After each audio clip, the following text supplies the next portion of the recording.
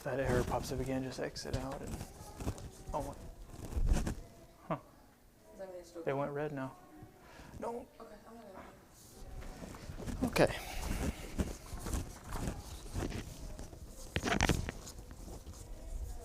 I'm going to give these to you just in case somebody walks in.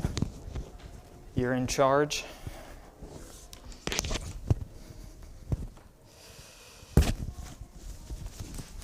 Sorry about that. Had some technical difficulties that ended as mysteriously as they began, so hopefully everything's working.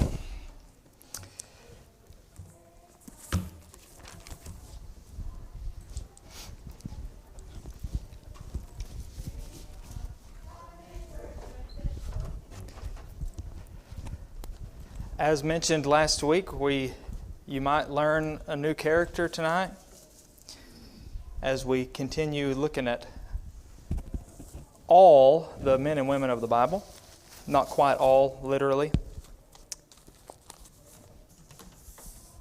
2 Samuel will be a good book to open up to, right around the middle, because both of our characters come from 2 Samuel this evening.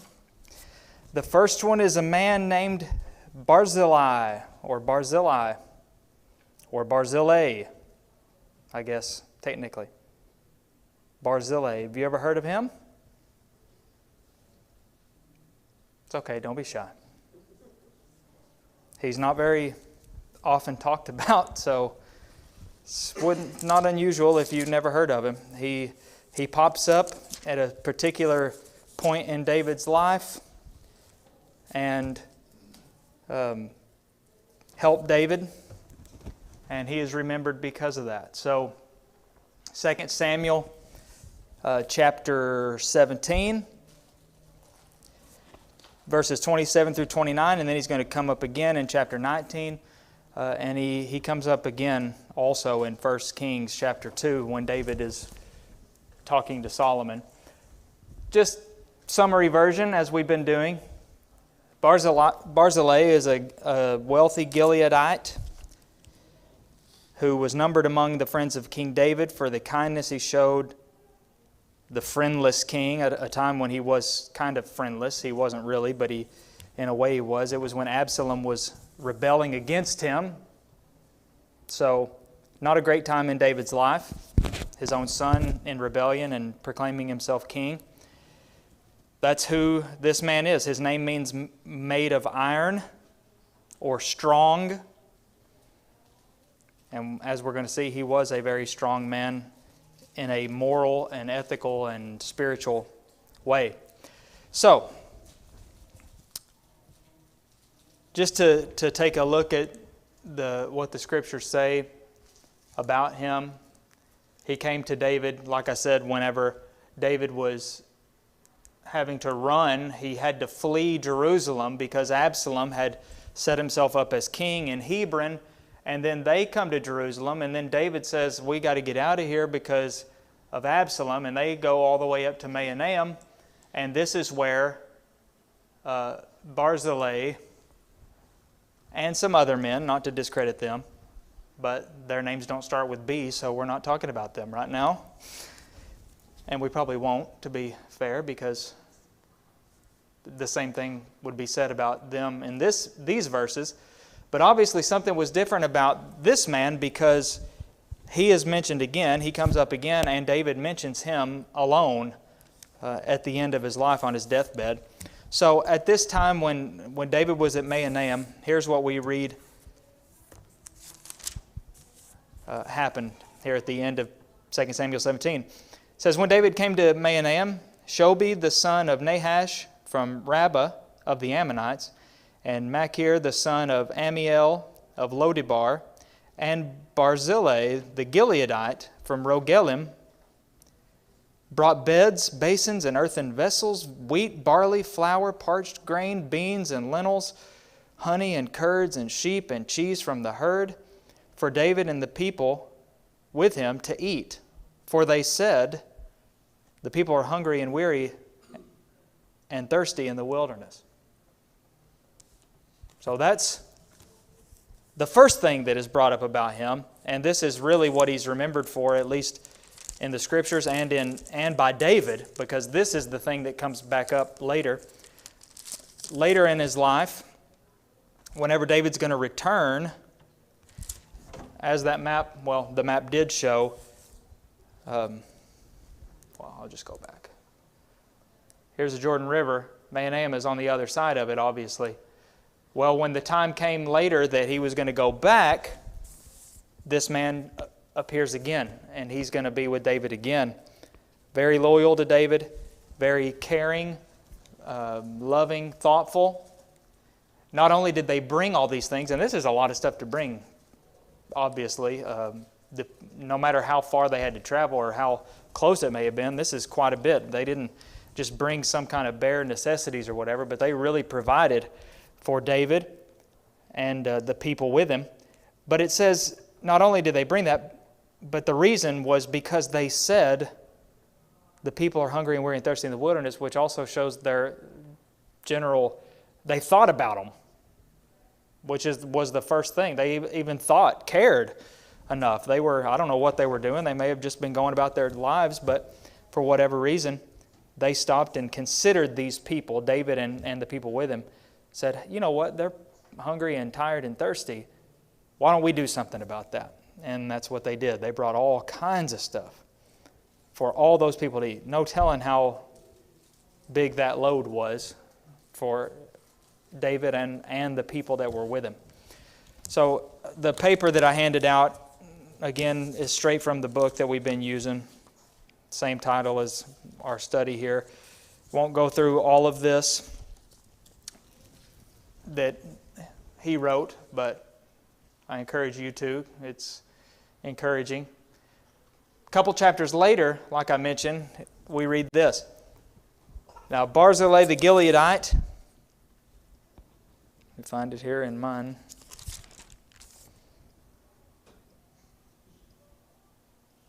had come down from Rogelim, and he went on with the king to the Jordan to escort him over the Jordan.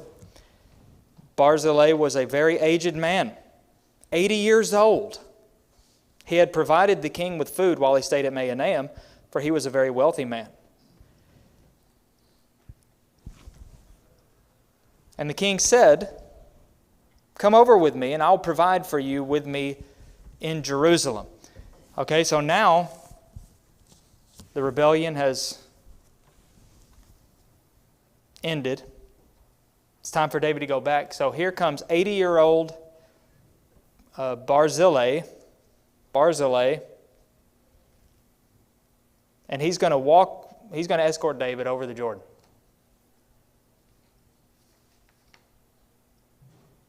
Not something that your average 80-year-old man would probably be interested in doing, to be quite honest with you.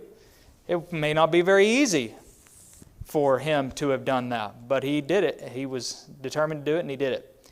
David also, and in this we see his humility, because David offered him to come and live at Jerusalem in the king's court, and he'd take care of him, all his needs. And you know that David could have taken care of everything that he ever could need. And not just him, he's not just asking him to leave his home, but it would obviously include his family. So this is a huge offer. David wanted to thank him and try to repay him, but the response that he gave says as much about him as anything. Here's how he responded. How many years have I still to live that I should go up with the king to Jerusalem?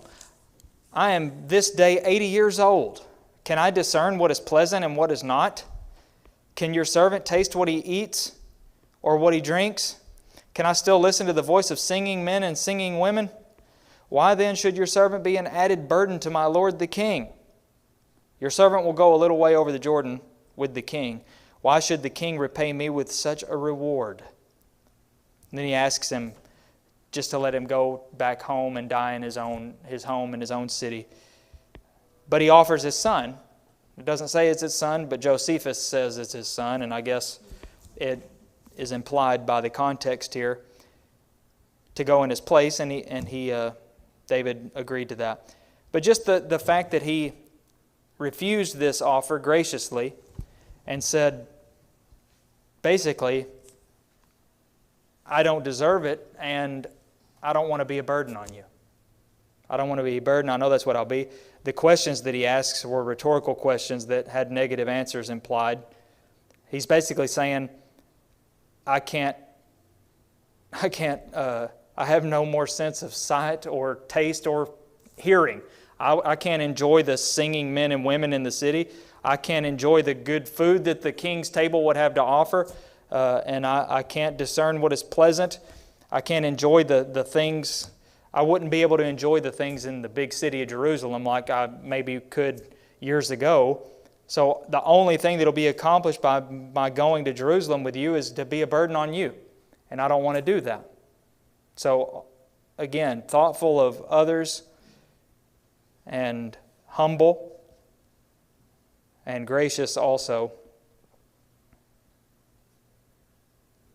Not maybe the normal attitude of a very wealthy man that he is said to have been. A very wealthy man. So it says the king kissed him and blessed him, and he returned to his own home. And that's the last we read of him as far as he himself is concerned, until David's on his deathbed, and he's giving a charge to Solomon. And in that charge, of all the things that David could have mentioned, he tells him, act according to your wisdom, don't let his gray head go down to Sheol in peace, but deal loyally with the sons of Barzillai, the Gileadite, and let them be among those who eat at your table, for with such loyalty they met me when I fled from Absalom your brother. So it meant so much to David that even on his deathbed he brings this back up because of the goodness that he did, the kindness that he showed him. He never forgot it. And we can learn something from that also, from David's memory and gratitude about it, just as much as we can learn from Barzillai's exhibition of that kindness.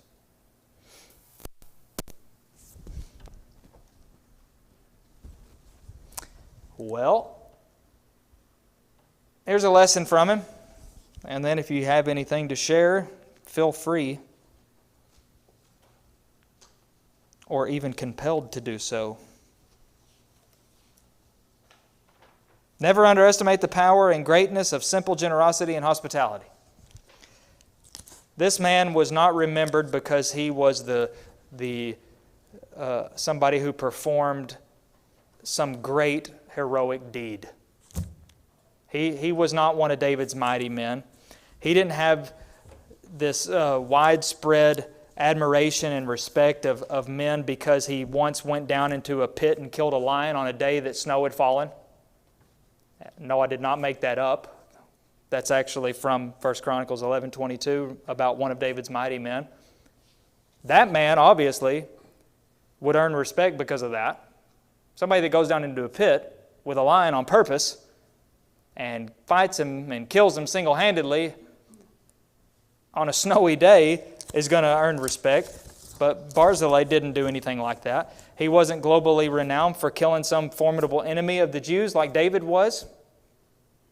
But he was remembered, and not only by David, but by who knows how many people since who have read the Old Testament account for doing nothing but showing simple acts of kindness out of a sincere and tender heart.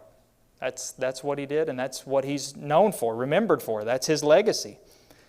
So something that could seem to be the most insignificant gesture can have the most lasting and overwhelming effect on people, as it did with David. I bet there were people who did all kinds of stuff for David throughout his life, starting with 1 Samuel 17 when he killed Goliath especially. And yet, little things like that is what he thought of and brought up on his deathbed even. Somebody on their deathbed naturally would be pretty selective with what kinds of things they're going to be thinking about. And yet that is still on David's mind, even as he's in his last days. Galatians 6:10, Paul said, "As we have opportunity, let us do good to everyone, and especially to those who are of the household of the faith." I could probably add a lesson to that about how opportunity comes, responsibility comes when you have more than other people might have. He was a very wealthy man, and so that presented him with opportunity to do that thing that he did in 2 Samuel 17, and those other two men as well. So with great possessions and so much more to give, we should consider ourselves more responsible and expect more is expected of us whenever we have more. Tice, could you take one of those papers to Uncle J.E. back there? He snuck in again. He's that guy, that student. Thank you, sir.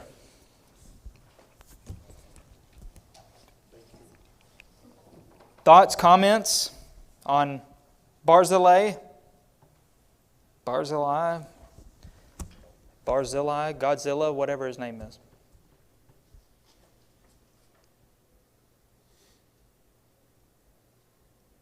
Simple acts of kindness. What is it saying? People don't care how much you know, and you know how much you care. Mm-hmm. David knew how much he cared. He showed it.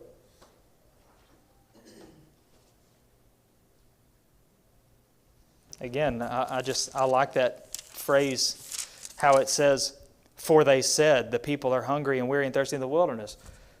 Now these were wealthy people. They were probably in their cozy, well-accommodating homes. How much trouble is it going to be to gather up all this stuff and take it to them? Surely somebody else is going to help them out, somebody closer, but they took it upon themselves. And that's very admirable. Yeah, Wayne? Matthew 23:23, "Woe to you, scribes and Pharisees, hypocrites, for you tithe mint and dill and cumin, and have neglected the weightier matters of law, justice and mercy and faithfulness. These you ought to do without neglecting the others." Mm-hmm. We cover the whole gamut. You don't just pick out this and that. You're responsible for everything in life. Absolutely. Good point. So this was just what somebody might consider a lesser matter, helping somebody. There's nothing in the law of Moses about doing exactly the specific thing that they did, but there are things in there that would cover that would include that, and so they did it. They purposefully, actively chose to trouble themselves, if you want to call it that, just to help somebody else. Not everybody did that, by the way. There were some who went to meet David as they were walking down the road and throwing rocks at them and spitting and cursing them and causing them a lot of trouble. But that was almost forgotten by the greatness of the deeds that men like Barzillai did.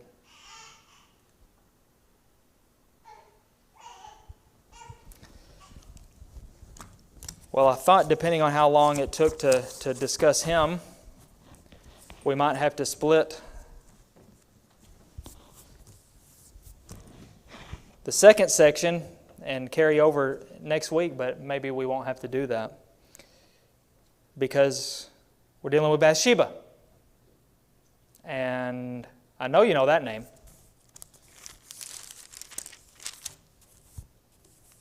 Bathsheba is a very well-known character in the Old Testament and Bible history, and not for the greatest of reasons, to put it lightly. Unfortunately, her legacy as being the other side of David's great blemish. David being a man who was extremely conscientious and extremely wary of defying God or overstepping his bounds spiritually and morally in God's eyes. He was a man after God's own heart. And this is his big mess up. Abraham was also a very faithful man and feared God greatly. And he had some blemishes sprinkled in his portion of the Old Testament. But this was on David's record was, this is a man at his lowest. And Bathsheba is the one who, to some degree or another, helped him get to that lowest point. I want to preface our discussion of Bathsheba with the fact or the idea that we don't really know a whole lot about her and the part she played in this. Naturally, commentators are going to view her differently. I see some that I deem to be maybe a little too hard on her, and I see some that seem to be maybe a little too hard on David, and maybe go too easy on her. So some of the things that the author of the book that we're using is speculation and assumption, so just keep that in the back of your minds. If you see it on this paper, doesn't necessarily mean it is from it. I agree with it, but he just leave me alone. In other words, if you don't like something that you read about her, I tried to put little footnotes, but it's him, not me. So Bathsheba did play a part. We know that much. Her name means daughter of opulence, which means luxurious. It's bad whenever you have to look up words in the definition of a word. But I filled it in the blank for you there. If you don't know what opulence means, if you're like me, luxuriousness, splendor, magnificence, things like that. So that's what Bathsheba means. Her legacy, sadly, is that she was the wife of one of David's mighty men who committed adultery with and was impregnated by the king, and ultimately became his seventh and seemingly most favored wife. That's who Bathsheba is. I'm sure you already knew that. You also may have noted the great irony of the fact that Bath is in her name, which in English is the same thing that she was doing whenever David saw her. If you've never thought of that before, you're welcome. I'll give you that one. But Bathsheba, in the bath, helped David really mess up his life. But our book, the author calls her the woman whose beauty resulted in adultery and murder. I'll go ahead and tell you, I'm not even crazy about that title, because it just seems like maybe I'm sure we can cut him some slack on the wording of that. But there was a little bit more that resulted in adultery and murder than just her beauty, because she took her beauty everywhere she went with her, and yet it didn't result in adultery and murder everywhere she went. At least I don't think it did. Took place in Jerusalem. That's where she lived. That's where her legacy was sealed, pretty much. And it all started at a time when the army of Judah was out fighting the Ammonites at Rabbah, but David stayed in Jerusalem. And one late afternoon, David got up, went out to his roof to walk on that open outdoor area, probably like he did all the time, every day. But on this occasion, he sees a woman who's bathing, a very beautiful woman, and that woman was Bathsheba. And the rest is history, as they say. This started a domino effect of sin on David's part and ended up sleeping with him and then getting pregnant, which, for those who might not know, sleeping with someone in that way often does result in that. And then more and more and more sin piled onto this. She became a widow because of David's heinous attempts to cover up his own sin. And then she became his wife. Seventh wife.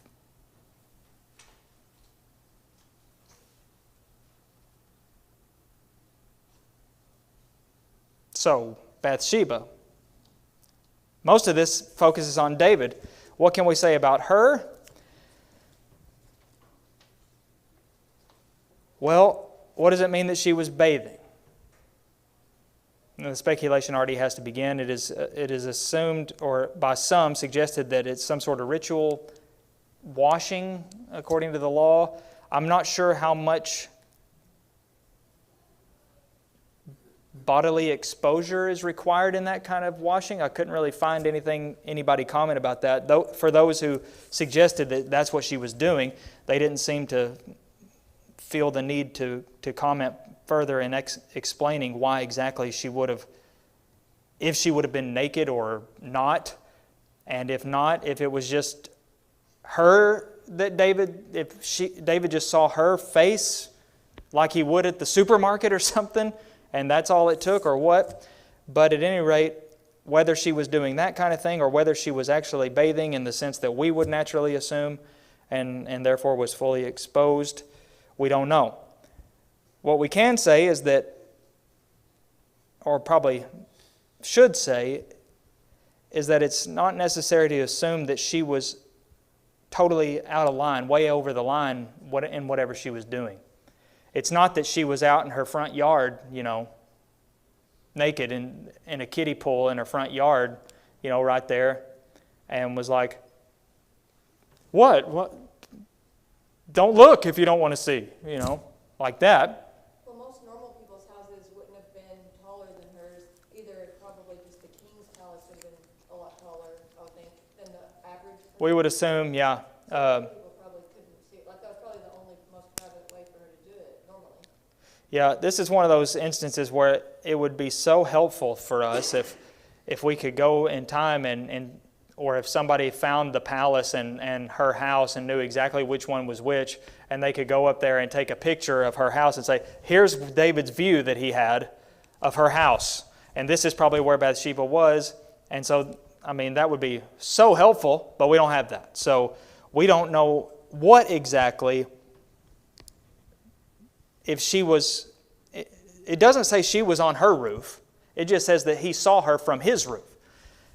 And what's that? I don't know why I always assumed she was on her roof. Okay. Well, if it does say that, then somebody please show me where, because I may have overlooked it. The upper room, I thought, which was a roof that they used as a room, is what I had read about an upper room. I have read somewhere that some commentators that have referred to her as being up on the roof, on her roof. According to the ESV anyway, that language, unless this is referred to in another place that I'm forgetting about, it simply says that David was walking on the roof of the king's house, and he saw from the roof a woman bathing, who was very beautiful. So it doesn't say that she was outside on her roof, but that he saw her from his roof. Now, I don't think there's any doubt that she was outside. But as for where she was outside, I think it's the general consensus that she was in a location on her property that was the place where people would normally do what she was doing. And they would not have suspected that anybody could see them, or at least it was just understood and frowned upon for anybody to try to see them if they could. There's nothing, I don't think there's anything that takes that alludes to her, like, trying to get male attention by doing this. No, that's what I'm saying. The text does not indicate that she, it doesn't explicitly state that she was inappropriate or intentionally trying to lure somebody in. That would be completely unfair and inappropriate to imply or assume. But the text also doesn't go out of its way to say anything the opposite. So it doesn't say that she was not doing anything wrong, and it doesn't say she was doing something wrong. So there's not really a whole lot that we can say about it. But I do see it seems reasonable to me, as one of these comments that I put in our thing here, that there is still the suspicion that she may not have been as discreet as she should have been. Now, maybe that's unfair too, but it doesn't seem too unfair. It seems pretty reasonable. But whether or not she was not being as discreet and careful as she should have been, David had no business at all doing what he was doing. He saw her from where he was, and when he saw her, that should have been the last time he saw her. He should have went back to bed. The fact that she could be seen, I think, implies that she wasn't as discreet as she should. Okay, yeah, and yeah. Sometimes with a routine activity, today I drove up to an ATM, and for the first time actually read the instructions. I usually just do what I'm supposed to do, take the money. But the very first thing says, be aware of your surroundings. Yeah. Who is watching? Mm-hmm. And I thought, that's a good point.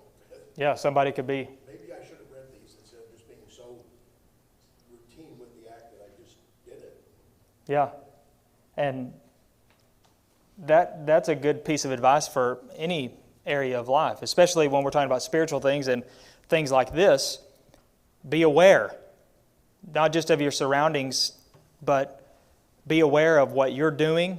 Be aware of what the effect it could have on people around you, and so on and so forth, as we'll see whenever we look at some application to this whole situation. So anyway, I don't want to assume that she was sinning in what she was doing in verse 2. Now, I do not think that Bathsheba is innocent in this situation at all, in her legacy and in this whole chapter. But as far as whatever she was doing in verse 2, there's just not enough information for us to really come to a conclusion about whether or not she was doing something inappropriate. But there is that suspicion, again, that maybe she wasn't being as discreet as she could have and should have been. So, when David sent for her, this is where it really gets ugly. David sends messengers, summons her. She came to him, and they committed adultery together. Now, there is no circumstance, there is no such thing as adultery where both people are not guilty, period. If somebody's raped, I don't consider that adultery, because that's not what adultery is. That's somebody that abused somebody out against their will. So I don't personally think that could be put in the same category as adultery. But when adultery is committed, there's no such thing as an instance where both people are not guilty. So the fact that Bathsheba and David slept together, they're both guilty. They're both guilty of adultery. They were both married, and neither one of them was married to each other. This is adultery. Bathsheba committed adultery just like David did. So whether she was guilty in verse 2 of sinful or inappropriate conduct, she was guilty in verse 4. I'm probably one of the people that might go too easy on her, but I feel like that she was in a really difficult situation because he was the king, Mm-hmm. and it was also a time and in a culture where women were not at liberty to say no, like in the way they might be today. Like I don't know, I just feel like it would have been much scarier, like intimidating. I don't know, I feel like he abused his power a little bit too. Oh, there's no doubt he did. Because, the baker down the street's not going to send messengers to Bathsheba and say, hey, I want to talk to you. Because he doesn't have any power.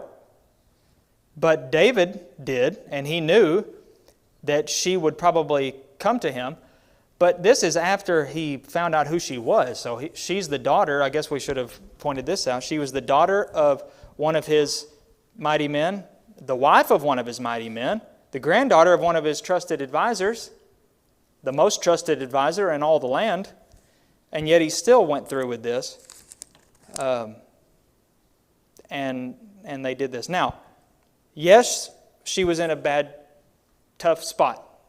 Tough spot for sure. A very sticky situation, as they say, between a rock and a hard place. She was in a very awkward and unusual position. Now that's assuming, again, we're assuming that she didn't like being where she was. For all we know, she could have been very excited about David calling her, and she could have had every intention of doing what they did from the start. As far as we know, that could have been the case, just as much as it could have been her being distraught and stressed out and not knowing how to handle this. Either one is equally possible. But just assuming that she did not want to do necessarily what they ended up doing, she still could have said no. Look at it this way. After this deed was done and David finds out she's pregnant, he summons her husband there to try to cover this up. And he commands Uriah, for all intents and purposes, he commanded him to go home to his wife and spend time with her. And I think we know what kind of time he's talking about spending with her. He's trying to cover up a pregnancy, so there's only one way that's going to be done. What did Uriah do? Not that. He did not do what David told him to do. David said, do this. The king said, Uriah, go do this. He said, no. Okay. Well, how come he can say no, but she can't say no? She could have said no. And I don't have any doubt that David, it would have ended right there if she had said no. This is David we're talking about. Now, this is David at his lowest. But it's still David, and if she had said, no, I will not do this thing, I think that would have woke David up, and he would have realized, and probably already started trying to cover this up, like, no, you got the wrong idea, and then just, please go home. And you think that would have been recorded, because it could have been recorded like Tamar's situation, where it records how she tried to talk her brother out of it, like, no, please don't do this. Yeah. Blah, blah. Like, so you think if she did, like, if she tried to resist it, that probably would have been recorded. I don't know. It would certainly not have been fair to her if it did happen and it wasn't recorded, I think, because that would be a very important piece of information. Now, I'm not meaning to imply that she is to blame.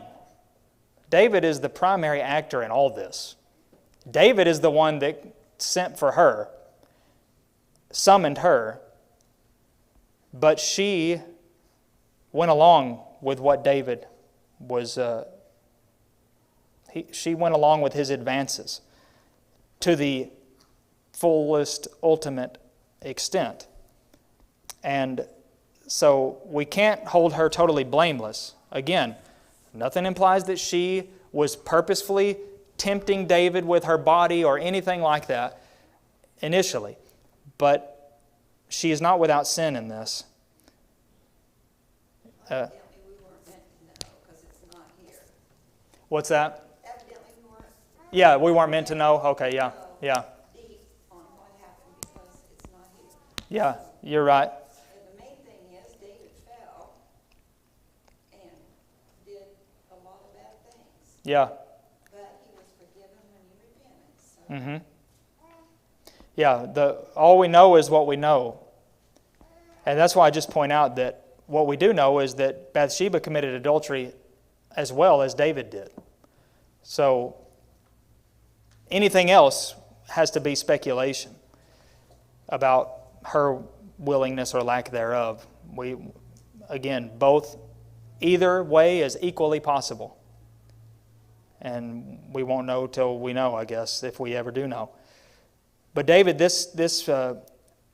she tells David that she's pregnant. Then he turns her into a widow pretty much and then he marries her.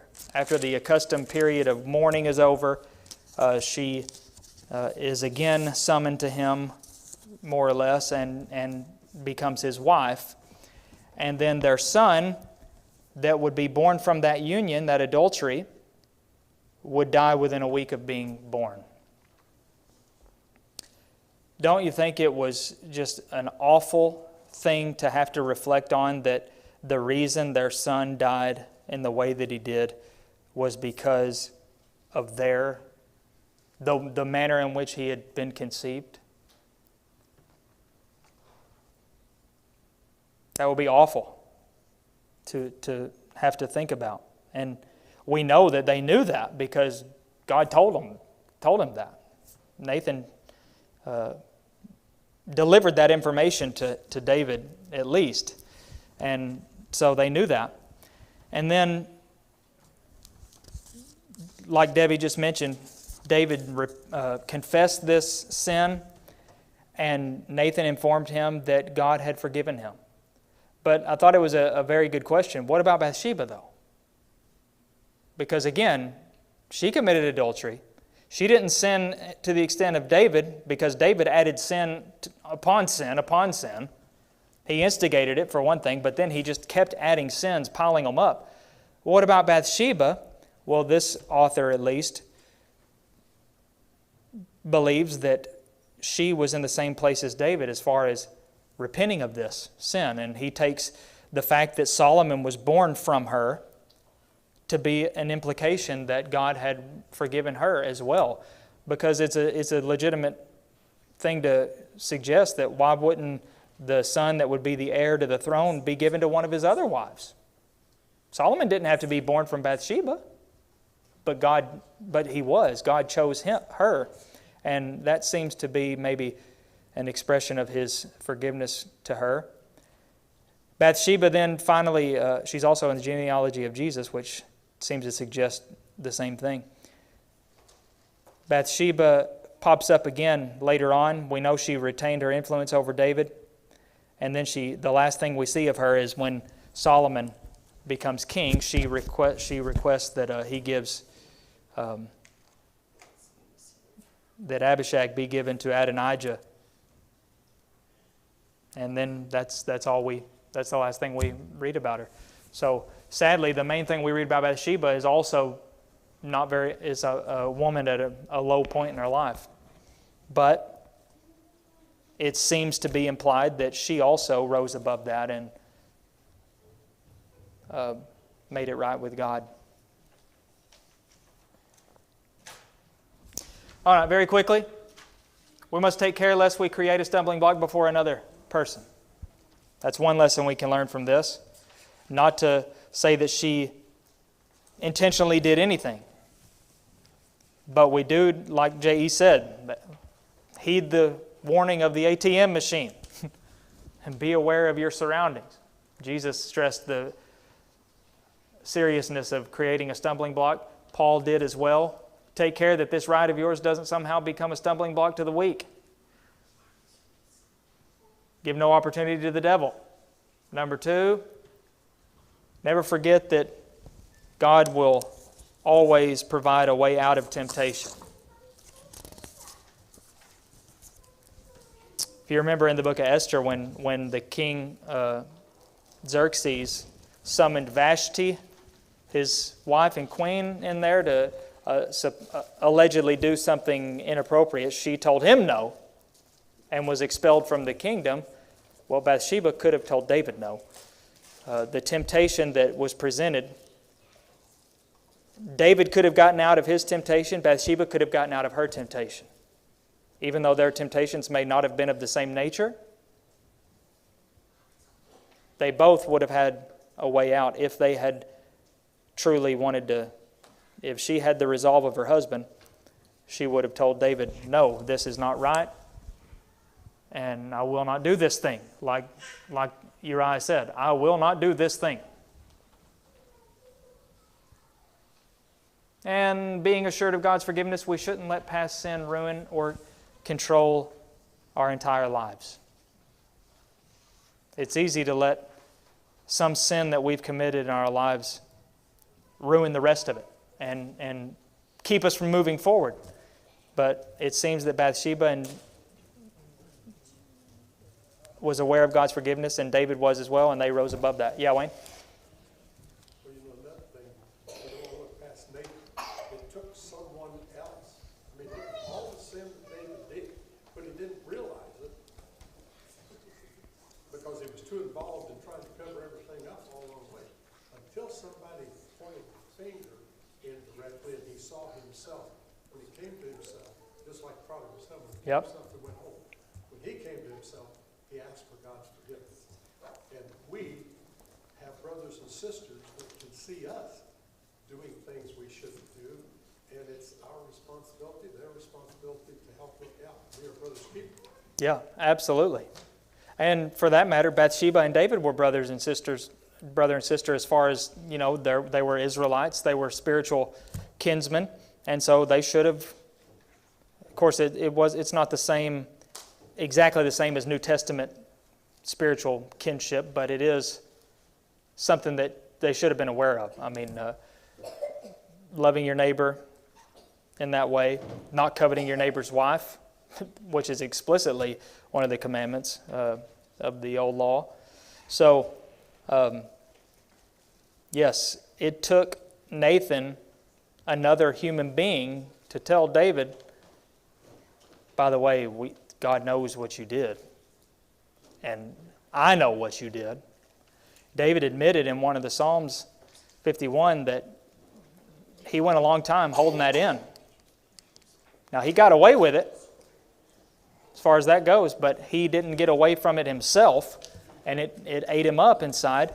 And yet, even though it was eating him up inside, he didn't do anything about it until Nathan brought it up and sort of let the cat out of the bag, so to speak. And then he confessed and repented of that sin. And as soon as he did that, look how much easier it was to actually blot out the sin than all the attempts David went through to try to blot out the sin. The unsuccessful attempts took way more trouble than actually covering up the sin. The successful.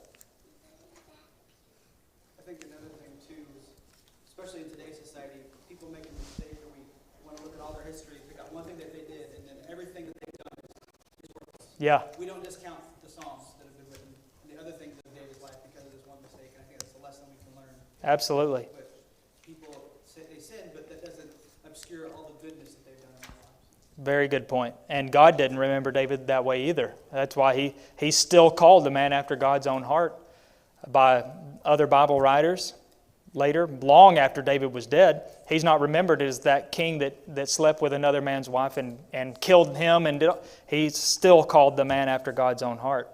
So not only, I guess it's just an added thing to this lesson, don't let our own past sin control our lives, but don't let other people's past sins ruin the rest of their life because we don't remember that. But too often that is the way the pattern is. Somebody may have done all this stuff, but then as soon as they do that, all over. We don't care about anything else. But that's who that person is. I've heard of I don't remember where, but a saying somewhere that, we remember ourselves by our best things, the best things we do, but we remember others by the worst things they do, something along those lines. There's a lot of truth in that shouldn't be the case, but too many times it is. But we shouldn't let our own sin hinder us from moving forward when we know that it's been forgiven. That's the key there. If we have repented of it and put it behind us, God puts it behind Him. As the Psalm says, as far as the east is from west, that's how far God removes our transgressions. He'll cast sins into the depths of the sea. Cast something in the depths of the sea, you ain't going to find it again, I can guarantee it. Somebody might be able to find it, some professional, but you won't. Jeremiah 31:34, I'll forgive their iniquity and I'll remember their sin no more. If God remembers your sin no more, you should remember that sin no more. And don't let it hold you back. But if you've done what David did and truly repented and confessed it, asked God's forgiveness, it's gone. And you can move forward. Joe, do you have something? Well, the word after God's own heart. David was seeking the will of God. It wasn't just one time. It's not something that is a snapshot. Yeah. It's like you were talking about walking in the light. It means that there was a constant movement toward God and not just, well, I've achieved it, I'm sitting down now. Yeah, the big picture, that was his pattern of life, was a man after God's own heart. That's who he really was. 2 Samuel 11 is not who David was. David did those things of his own free will, but that did not reflect who he was. And he rose above it, even though the rest of his life was very difficult because of what he did in an earthly sense. He didn't let that keep him from doing any good spiritually and morally on that side of his life. But yeah, he was, the reason he's remembered as a man after God's own heart is because he was, and he continued to be. And he didn't let that lowest point in his life ruin the rest of his life. And he didn't stay in that low point in his life, but he worked hard to rise above that and stay above it. And thankfully, it seems that he did. And Bathsheba also. Seems that she did. All right then.